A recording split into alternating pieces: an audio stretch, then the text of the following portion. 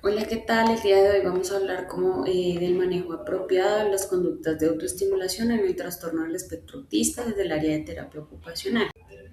Bueno, con respecto a la definición, la que vemos en pantalla es la definición del el DSM-5, que son los diagnósticos en salud mental, y es importante que entendamos de esto que es la función de las conductas autoestimuladoras es regular sensorial, emocional o atencionalmente a los usuarios. ¿Eso qué quiere decir? Que muchas veces ellos no, como no tienen herramientas para autorregularse o no las saben poner en práctica, entonces empiezan a aparecer estas conductas autoestimuladoras o estos movimientos repetitivos que les permiten a ellos de alguna forma regularse, ¿sí? Cuando ellos requieren de alguna estimulación repetitiva para prestar atención a algo o para cumplir con el nivel de exigencia de alguna actividad que están realizando. Hay una de las principales conductas de búsqueda de estimulación sensorial, puede ser correr de un lado a otro de forma repetitiva o no correr, pero sí caminar en algún lugar para regularse, la exploración de objetos del entorno de forma oral, la observación de objetos mediante visión periférica, el hecho de que estemos mirando de esta forma es una autoestimulación ocular, el aleteo de las manos, la marcha en puntillas, el golpearse a sí mismo o intentar golpear a los demás, la emisión de sonidos repetitivos, gritos o vocalizaciones que no tienen ningún objetivo comunicativo. También está el balanceo corporal, el golpear los objetos o golpear con objetos a otras personas, el oler objetos de manera reiterada, el bruxismo, tirarse al suelo de forma repetitiva, ya sea para evitar la exigencia o ante cierta demanda. El girar objetos o dejarlos caer y el morderse o morder algunos objetos. Listo. ¿Esto qué quiere decir? Que muchas veces para disminuir la receptividad sensorial se utilizan algunos de estos movimientos repetitivos para el tema de la autorregulación.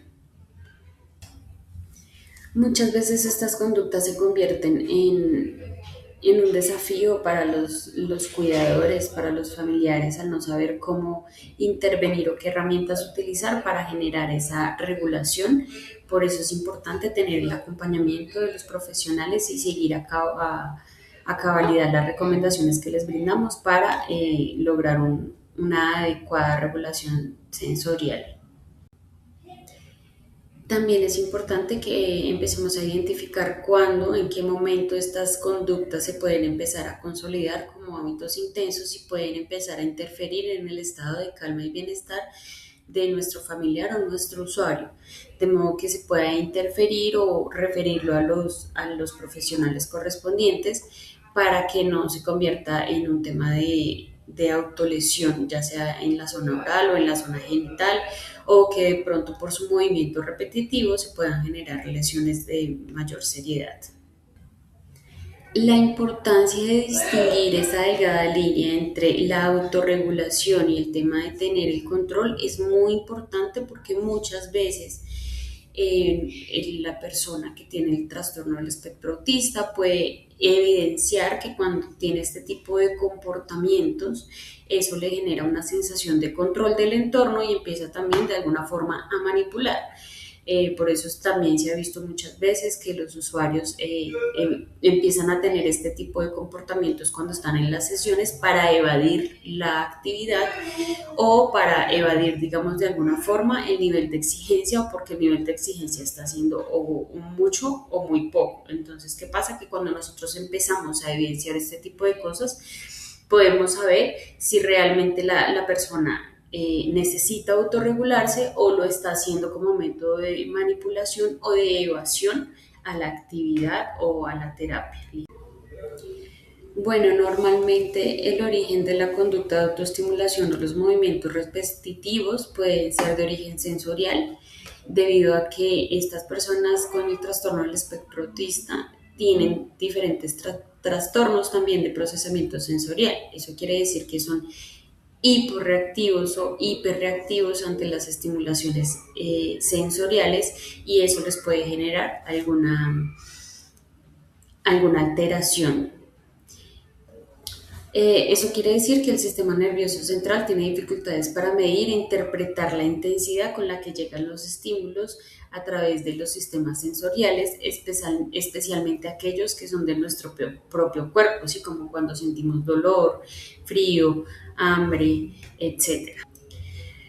Muchas veces, pues parece que no se registran muchos estímulos externos o internos, mientras que otras veces cualquier cosa que se pueda registrar interna o externa se suele sentir muy fuertemente y la reacción de estos pues puede ser exagerada ante estos mismos estímulos.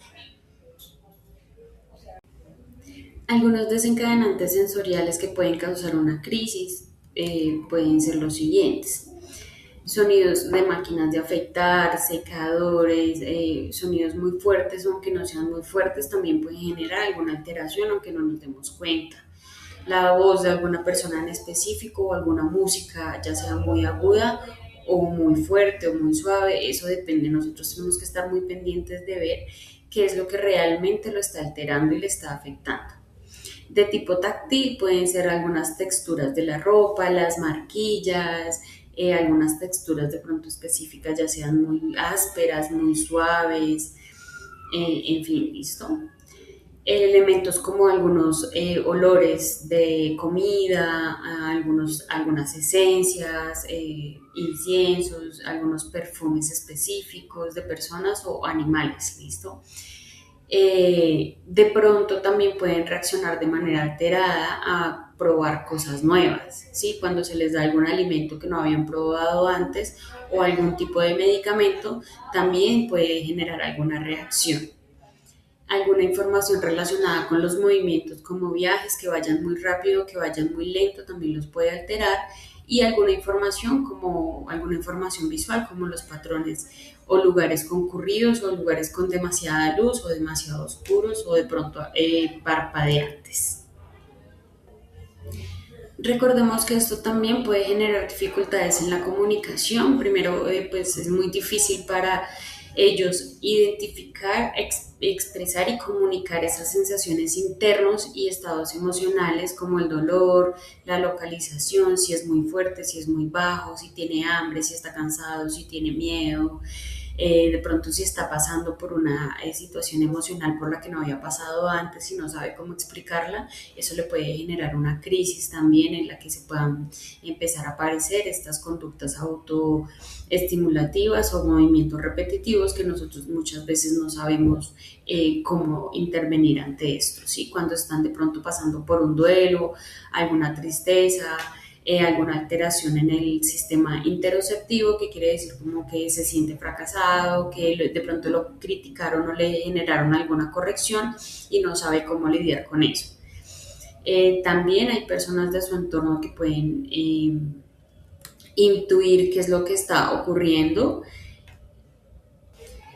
se pueden comunicar con ellos de manera que ellos sientan que hay una persona en su entorno que los entiende. Muchas veces también pueden tener estas conductas autolesivas cuando sienten que no hay una persona en su entorno que tenga la capacidad de entender por lo que ellos están pasando. Por eso es muy importante que nosotros identifiquemos qué fue lo que detonó la crisis, qué pasó, qué cambió, si de pronto hubo un olor, pasó por algún lugar, si de pronto pasó algo en su entorno, con sus amigos, en su colegio, qué sé yo, en las terapias, de pronto se le exigió demasiado, se le hizo una corrección de manera que no supo cómo asimilarla. Eso es muy importante tenerlo en cuenta para que sepamos cómo intervenir al respecto. Muchas cosas que pueden causar alteración, a veces no las notamos. Entonces aquí vamos a dejar una listica de todas aquellas que pronto se nos pueden pasar por alto para saber de alguna forma también cómo intervenir cuando se presenten. Algunos cambios en las rutinas, como alteraciones imprevistas en el horario, unas transiciones inesperadas, situaciones nuevas o desconocidas, que si veníamos en un trancón y no contábamos con eso y llegamos tarde a la terapia, explicarle que llegamos tarde, que no pasa nada, que a veces esas cosas se presentan, preguntarle también cómo durmió, si realmente hubo un buen como una buena higiene del sueño, si se privó del sueño, si hubo algo que afectó ese sueño, es importante saberlo. El exceso de demanda del nivel de exigencia es importante porque muchas veces ellos no saben cómo reaccionar ante tareas demasiado difíciles, situaciones sociales que son complejas, porque recordemos que una de las características del espectro autista es que no les interesa de alguna forma relacionarse con las personas y es muy difícil que lo hagan. Entonces, cuando las situaciones sociales son complejas, ellos también se suelen desregular. Expectativas sociales que no son claras, por eso también es importante que les expliquemos por qué es importante saludar, despedirse, preguntar cómo estás, cómo te sientes, y eso también hace parte de que ellos vayan desarrollando esas habilidades sociales. Es importante que tengamos en cuenta algunos signos de desregulación, como los cambios en el tono de voz, las conductas repetitivas o rítmicas estereotipadas, la irritabilidad, intolerancia, retraimiento, evitación, la falta de comunicación o respuestas que no tienen nada que ver con lo que les estamos preguntando, que muchas veces también puede ser un método de evasión, o cuando ya empiezan a generar comportamientos autolesivos. Bueno, de acuerdo con lo que hemos mencionado, es importante observar el impacto significativo que esto genera en las ocupaciones y afecta los niveles de independencia y participación en actividades de la vida diaria como autocuidado, alimentación, descanso y sueño, entre otras actividades instrumentales de la vida diaria que tienen que ver con todo lo como nos relacionamos con el entorno, con los familiares, los amigos, profesores, terapeutas, etcétera. También afecta el tema de la educación, el trabajo, el juego, el ocio y la participación social. Cuando una persona es desregulada, realmente no es que quiera participar, sino lo que está sintiendo no le permite hacerlo de una manera funcional, porque no siempre se tienen las herramientas o los apoyos adecuados para hacerlo. Sin embargo, hay algunas estrategias de regulación que pueden mejorar esta participación significativa y bueno, eso es lo que queremos el día de hoy, brindarles algunas estrategias para que cuando se presenten estas situaciones sepamos qué y cómo hacerlo.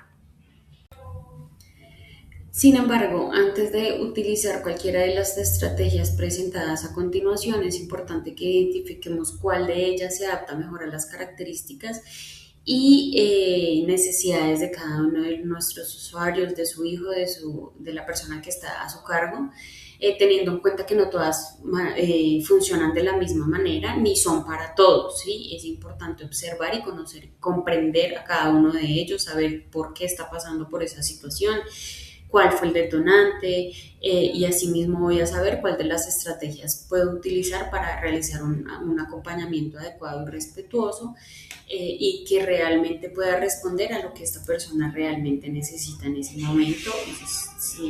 Si nosotros podemos realmente hacer el acompañamiento o no. Teniendo en cuenta que los niños son muy sensibles a las emociones de los demás, sobre todo las personas que tienen trastorno del espectro autista, es importante que nosotros como adultos, terapeutas, padres, cuidadores, mantengamos la calma y así va a ser muy probable también para ellos que se tranquilicen.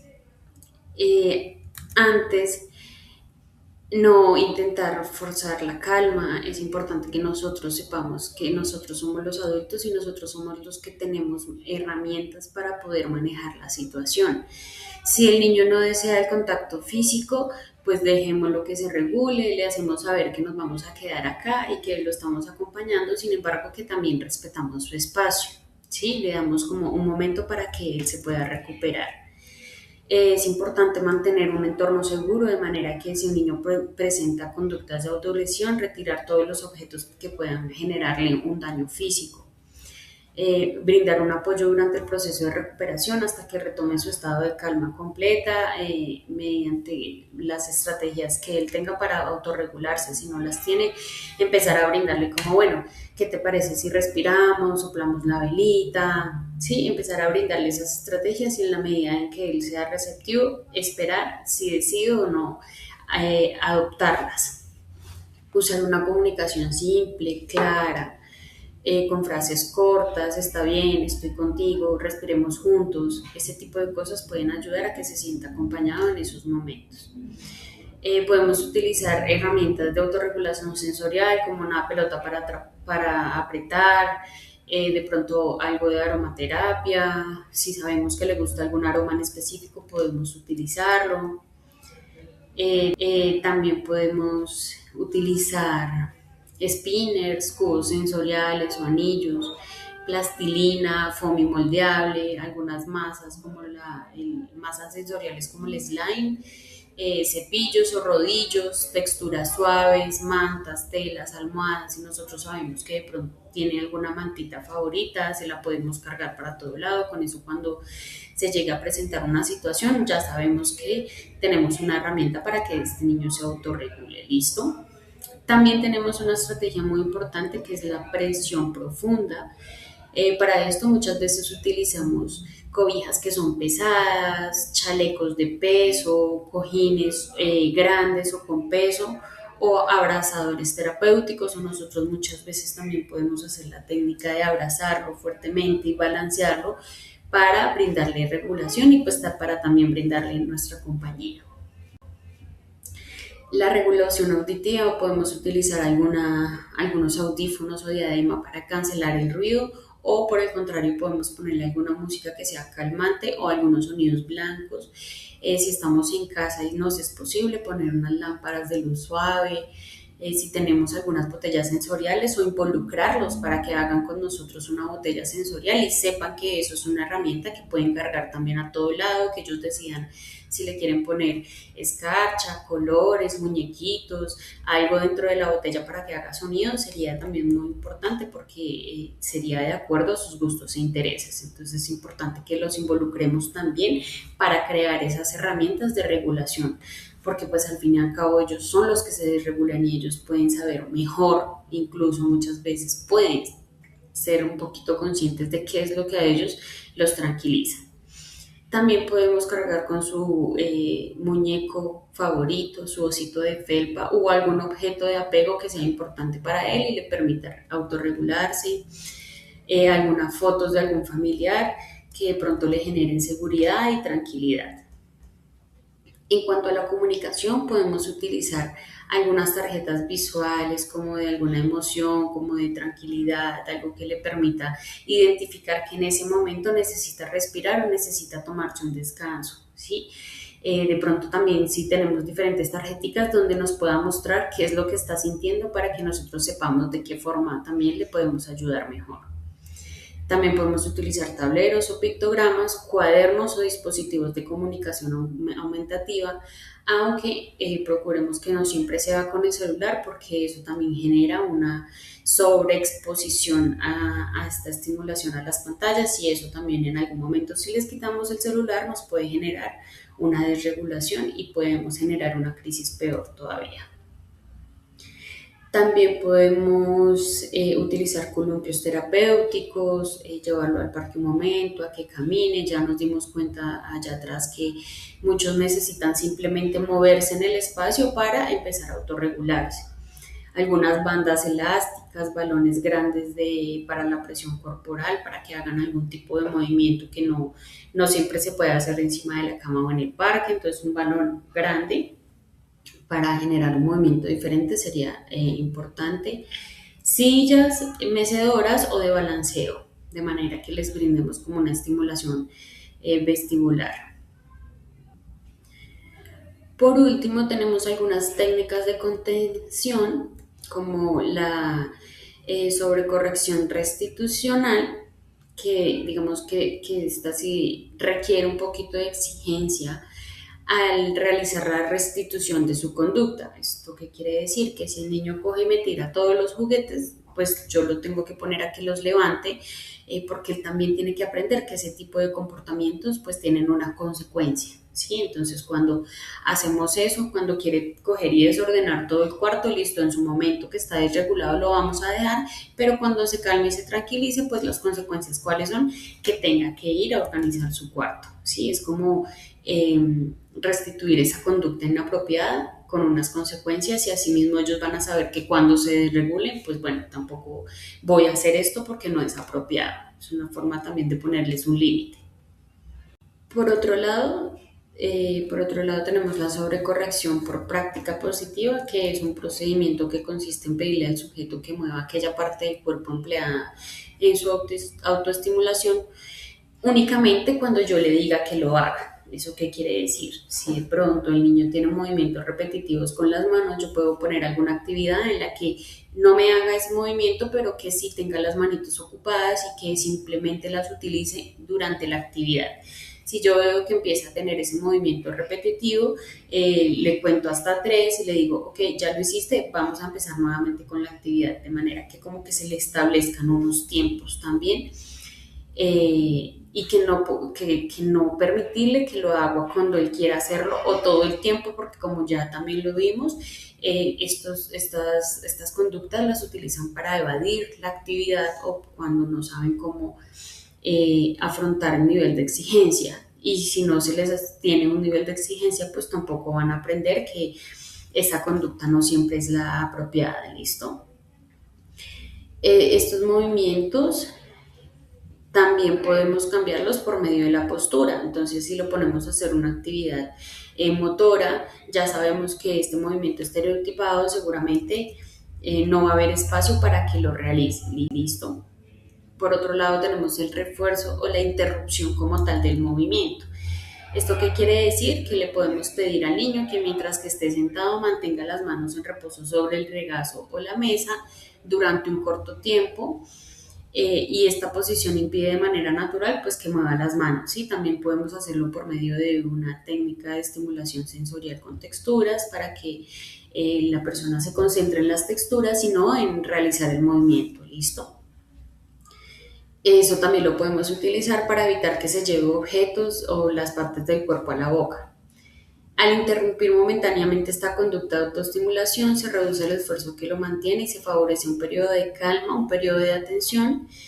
Y como la exigencia es breve y el esfuerzo es mínimo, este método resulta poco aversivo, fácil de tolerar para ellos y como que de alguna forma regula la tensión y sin generar ningún tipo de malestar. Bueno, esperamos haber sido claros. Esperemos que también les funcionen este tipo de estrategias y les vamos a dejar por aquí los links de referencias por si quieren de pronto leer alguno de los documentos y si tienen alguna duda recuerden que estamos aquí para solucionarlas.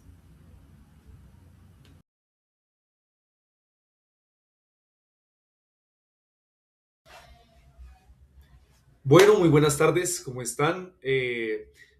Les habla Javier Marín de parte pues del equipo del área de psicología de la Fundación Ludus, lo que es Dayana, Angélica, Daniel, César, Camila y mi persona. ¿Listo? En este momento vamos a hacer la presentación, o por mi parte voy a hacer la presentación de la gestión del entrenamiento en conductas de autoestimulación, un tema que usualmente suele preocupar a algunos padres por la cantidad o la frecuencia o la duración con las cuales algunas conductas relacionadas con este aspecto se generan pues en el diario vivir de los chiquitos y las chiquitas que pues están presentes en la fundación, ¿listo?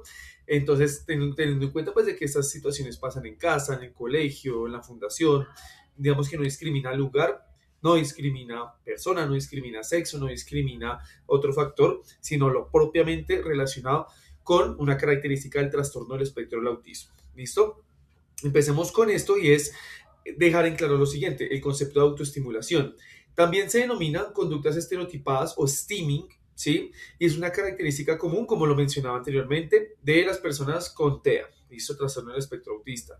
Estas conductas tienen varias funciones, por ejemplo, la autorregulación sensorial, la modulación de algunas emociones y el mantenimiento en la organización de manera atencional. En este caso, comprender las funciones de este tipo de comportamientos permite diferenciar expresiones adaptativas y situaciones que requieren intervención. Ya vamos a ver justamente como algunas situaciones y pues sobre todo algunos conceptos que pues vamos a tener que tener muy claros. ¿Listo? Obviamente con todo esto, con el fin de promover enfoques respetuosos, individualizados y basados en la evidencia. Entonces, los objetivos de esta presentación es comprender la función de las estereotipias y la ecolalia, identificar cuándo es necesario intervenir, aplicar estrategias prácticas en casa y favorecer los procesos de autorregulación que están implícitos, ¿vale?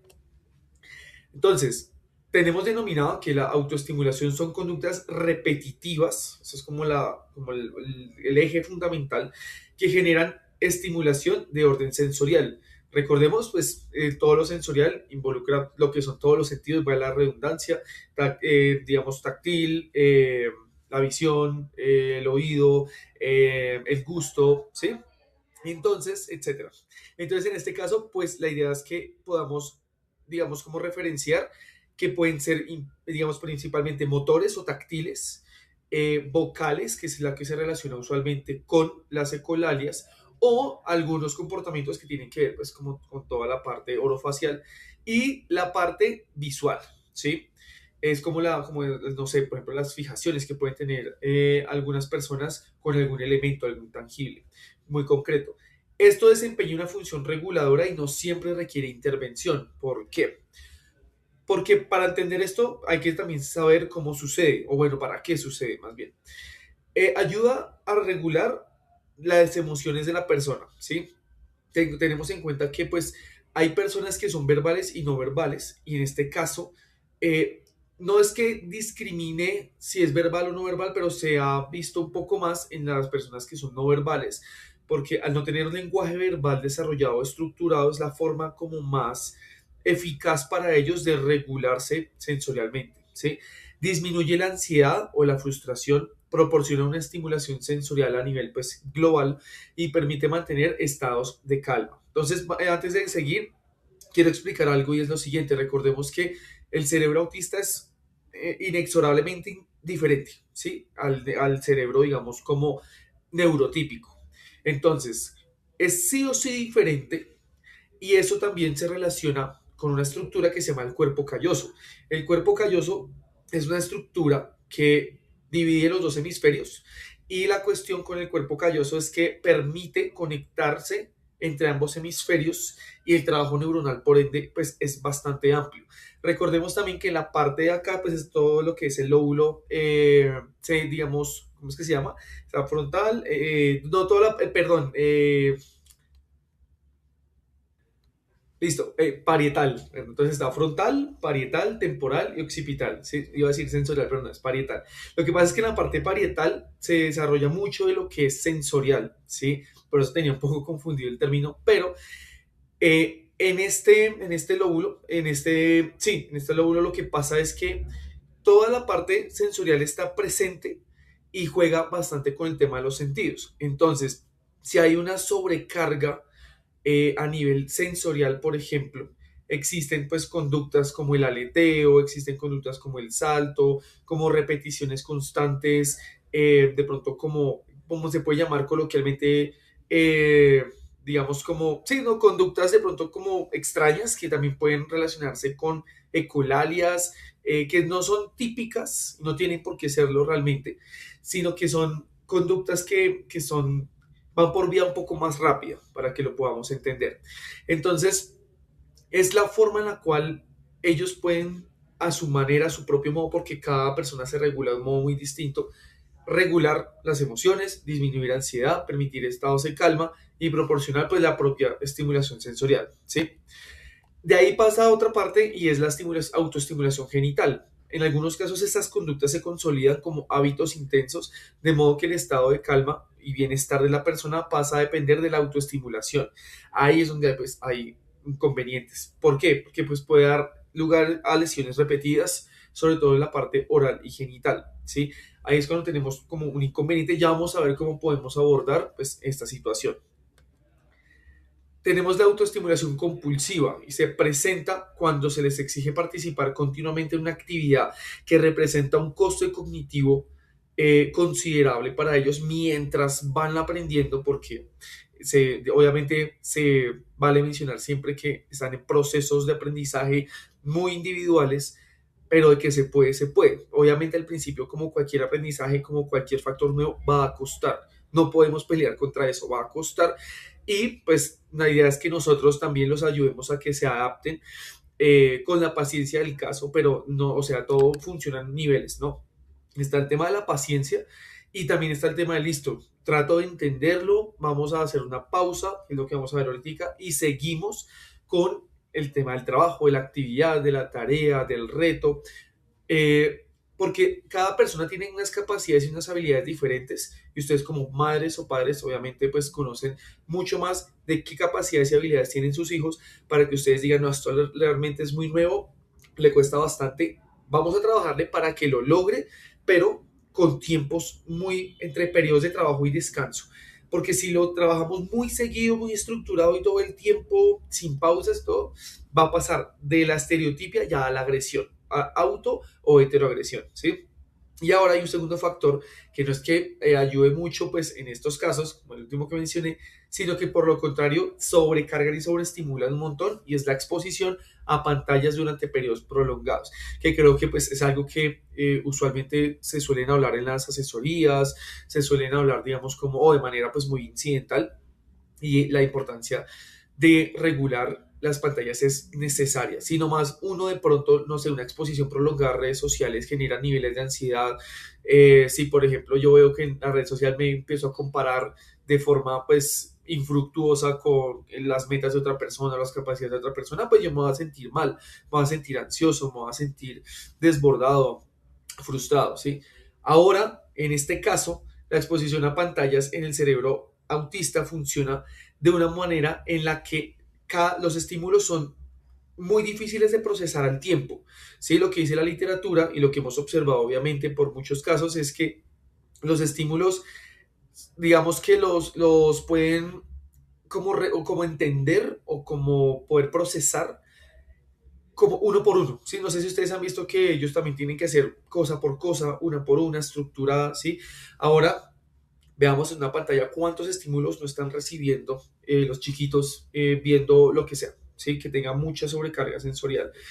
Pues obviamente va a ser muy difícil para ellos procesar todo y van a tener respuestas muy difusas y entre ellas va a estar, digamos, el tema de la autoestimulación, ¿sí? Compulsiva en este caso, porque es la forma en la que van como digiriendo, entendiendo, procesando cada uno de esos estímulos. Por eso también vienen las ecolalias, por ejemplo, que hay casos en los cuales hay presencia de ecolalias que programas o propagandas que vieron hace mucho tiempo o repiten el comportamiento que vieron del personaje de la película o la serie animada que estaban viendo, ¿sí? Entonces, ahí justamente hablamos de esto. Puede producirse hipersensibilidad en el procesamiento sensorial en el autismo. Influye en la aparición pues, de ya estereotipias, que es lo que pues justamente estamos hablando, y por supuesto afecta la respuesta conductual, porque pues ante dificultad de procesamiento, lo que vamos a tener es que van a haber respuestas auto o heteroagresivas o de dificultad de adaptación o de poca o nula necesidad o interés de socializar con pares, porque pues está todo este procesamiento que es bastante diferente, bastante distinto, y ahora sumémosle a eso excesivo tiempo libre, pues que podemos llegar a tener, ¿no? Mucho más de todo ello. Hay unas señales de sobrecarga y es que, por ejemplo, cubre los oídos, que eso lo podemos ver aquí, por lo menos cuando hay llanto de otros chiquitos, que a otros chiquitos pues puede ser como molesto, no más de pronto también para uno suele serlo, pues para ellos probablemente mucho más. No es un sí o sí para todos, pero sí se ha visto que bastantes casos tienen esta característica, cubren esta característica, tienen irritabilidad repentina y eso usualmente no es tan aislado, siempre se suelen conectarse, el aumento de movimientos repetitivos o la evitación de tareas o exigencias. Cuando se presenta tantas, digamos, sobrecargas, ya la estereotipia se empieza a convertir en irritabilidad, empieza a sacarlos atencionalmente, empieza a afectar un poco pues el aprendizaje, pero porque también en algunos casos los entornos son muy desafiantes y pues tienen que adaptarse, que es lo más complicado. Por eso hay casos y es algo que es abierto al debate y es o ellos se adaptan a nosotros o nosotros a ellos, ¿sí? Y yo digo, depende del caso, depende de las capacidades, porque realmente sí hay situaciones en las cuales nosotros necesitamos adaptarnos a ellos, muchas, organización, estructura, adaptación, alimentación, sueño, obviamente ustedes lo saben mucho más que, o sea, mucho más que nosotros en el término de la alimentación o del sueño, pues con la cantidad de tiempo que ustedes pasan con ellos. Y cuando todo esto llega a presentarse y no hay como una manera de solventarlo, empiezan también a aumentar conductas, digamos, como de cierto impacto, auto o heteroagresivas. Y se empieza a unir también todo esto, la habitación de las tareas empieza a aumentar, pues bueno, eh, ya. Resulta que pues esto tiene también una explicación desde un enfoque conductual y es la función del comportamiento, ¿sí? Puede comprenderse mediante el análisis funcional que identifica la función o propósito que mantiene pues esta conducta, ¿sí? O sea, que son como factores mantenedores de que se presente en uno o varios lugares dependiendo de lo que suceda, ¿sí? Entonces, el primero está regulación sensorial.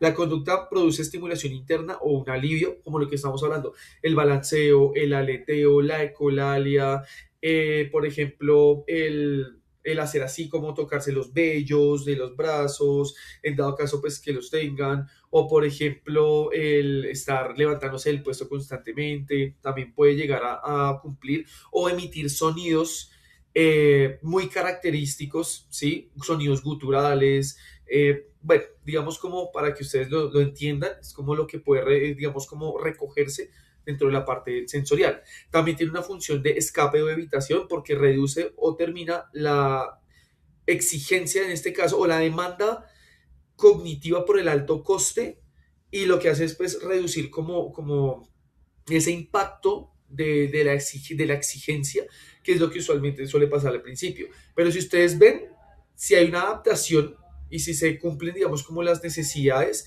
pero se repiten las tareas, después va a haber más aprendizaje, ¿sí? Porque claramente lo que se enseña tiene mucho sentido, mucho objetivo, mucha intención.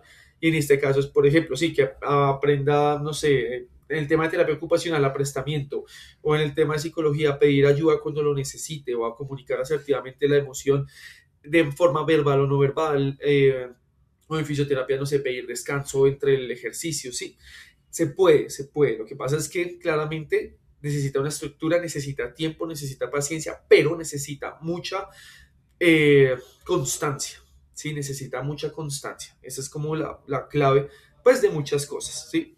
La búsqueda de atención se mantiene mediante respuestas sociales como la mirada, las correcciones o el consuelo, que a veces, pues, lo suelen buscar las mamitas o los papitos, los abuelos, sobre todo el tema también de los abuelos es bien interesante, bien curioso con ello. Y el acceso, pues, a tangibles, que son objetos o actividades, lo cual facilita la obtención de objetos, o sea, que estamos hablando, o los eventos que desea tener con el objeto. Por ejemplo, jugar, o por ejemplo, usualmente es más jugar, o por ejemplo, aislarse de una situación y que eso sea una excusa como es para apartarse un poquito. Entonces ahí uno dice, bueno, ha trabajado, bien, démosle un poquito de descanso. Listo, y es bueno anticipar siempre, ustedes saben, creo que ya a estas alturas creo que lo sabemos muy bien, anticipemos siempre, un minuto, 2 minutos, te cuento, mira, y volvemos, va, vuelve, trabaja, descansa, trabaja tres, descansa uno, trabaja cuatro, descansa dos, o trabaja cinco, descansa tres, cuatro, dependiendo, ¿sí? Además que los estados de ánimo no son permanentes, varían y pues hay que acomodarnos a eso también. ¿Cómo evitar la sobreestimulación? Primero, evitar el uso excesivo de pantallas, ya lo vimos, la idea pues no repetirlo, pero es fundamental, no, o sea, no exponer tantas horas, tanto tiempo y a los chicos con TEA y en general, yo creo que es en general, a pantallas, ¿sí? Hay exceso de pantallas. Recuerden que lo podemos ver desde el punto de vista de un procesamiento muy distinto y un poco más difícil de estímulo por estímulo. Ahora, pues, lo que hablaba ahorita, o sea, muchos estímulos, bombardeo de estímulos, va a ser mucho más difícil y pues, incluso les puede costar hasta días poder como volver a bajar un poco el tema, como es como regularse. Aprovechar los momentos en los que el niño está predispuesto a aprender o recibir estimulación, eso es fundamental. No le ocupes todo el tiempo con actividades estructuradas, ¿sí? Lo que hablábamos, periodos de trabajo, pero también descanso. Permite espacios libres para que aprenda a entretenerse solo y que ya no requiera pues la estimulación constante, porque eso también es una señal que está diciendo estoy cansado, estoy aburrido, estoy ya como hostigado, como que hay mucha hostigación, ya quiero como descansar, así la tarea se vea fácil, quizás pues para esta persona no lo sea. Entonces es algo que toca pues obviamente revisar, pero lo que les decía, la clave es constancia. Trabajo, descanso, trabajo, descanso, la mayor cantidad de veces posibles que se pueda. Y respetar sus tiempos y señales favorece un proceso más natural y reduce el riesgo de sobreestimulación. Eh, Ahorita hablaba un poco de eso, el tema del modelo ABC. Es como, bueno, es como de la parte conductual, a eso me refiero. Entonces viene la parte de qué pasó antes, qué hizo el niño y qué pasó después. Hay que estar muy, o sea, hay que ser muy observacionales con ellos, hay que hacer mucha observación respecto a qué es lo que está desatando o qué es lo que está elicitando ciertos comportamientos, porque usualmente nos basamos es en el comportamiento, se portó mal, se portó mal, se portó mal, y ahí no todo el tiempo pues es así, porque realmente vamos a repetir mucho el ciclo, repetir los mismos patrones, y lo que vamos a hacer es frustrar a la persona constantemente, y teniendo en cuenta pues de que la expresión de necesidades o el lenguaje verbal en sí pues es reducido, que es lo que obviamente se intenta enseñar para que lo logren más. Pero hay que ver si fue es un tema de estereotipia por sobreestimulación, por exigencia, por conducta tangible, por lo que vimos acá, la función del comportamiento, por buscar atención. Hay que ser muy detallistas en qué es lo que lo elicitó, o qué elicitó ese comportamiento y ver qué es lo que ocurrió en el momento, o sea, con la conducta y después, como la consecuencia.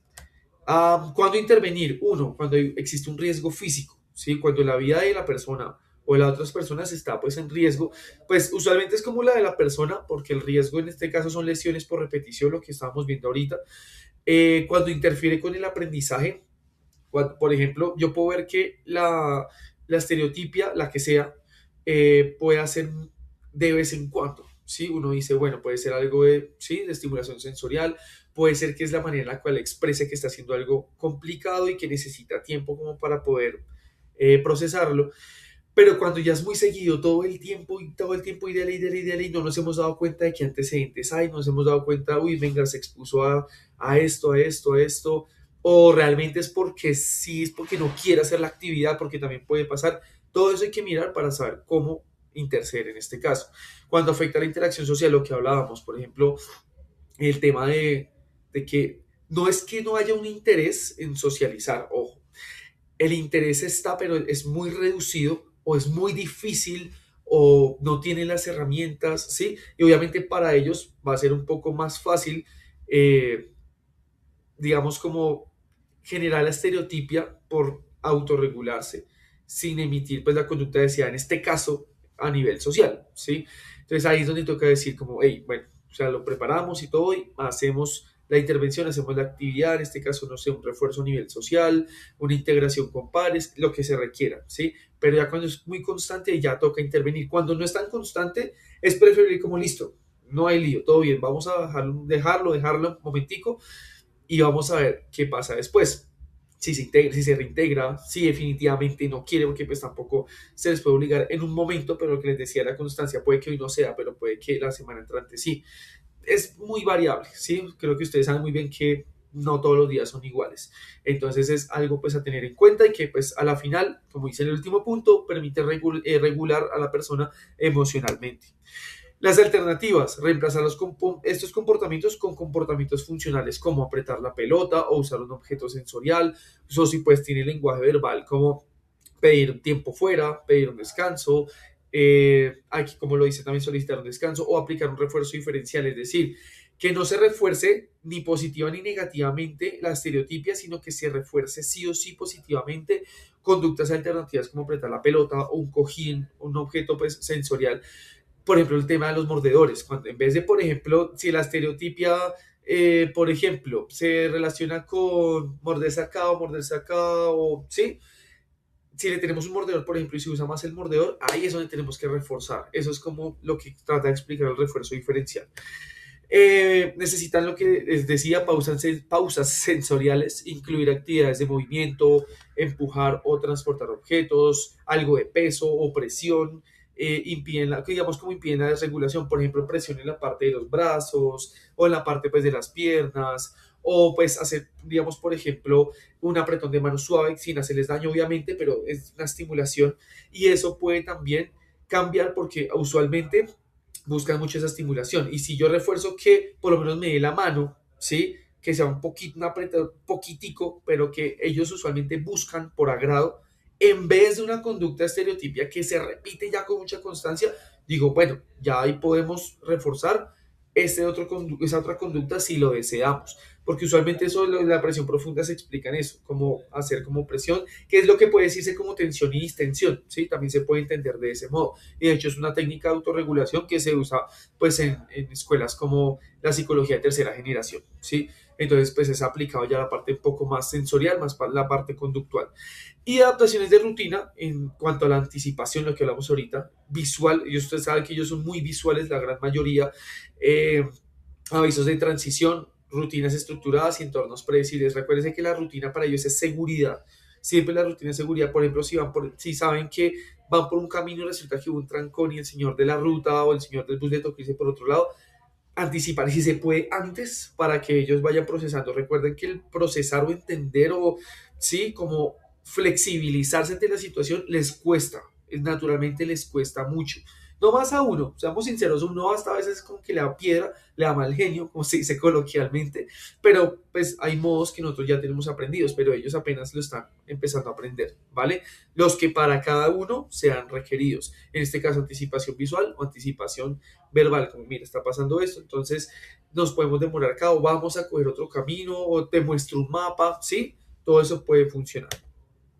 Y para terminar, el objetivo no es eliminar la conducta, porque a la final, perdón, no son conductas de impacto salvo que sea un riesgo a la salud, pero usualmente las estereotipias no son un riesgo alto, ¿sí? Los que estamos hablando, los temas del balanceo, las ecolalias, también involucra mucho el tema del aprendizaje, ¿sí? Entonces la idea no es eliminar la conducta, es para favorecer la regulación y el bienestar y promover la autonomía progresiva dependiendo de cada caso, ¿vale? Eh, el espacio para preguntas, si lo tienen en el periodo de asesorías o digamos aquí en las salitas si dicen, profe, cualquiera que seamos, acuérdense que somos muchos terapeutas, nos pueden preguntar si de pronto quedó alguna duda.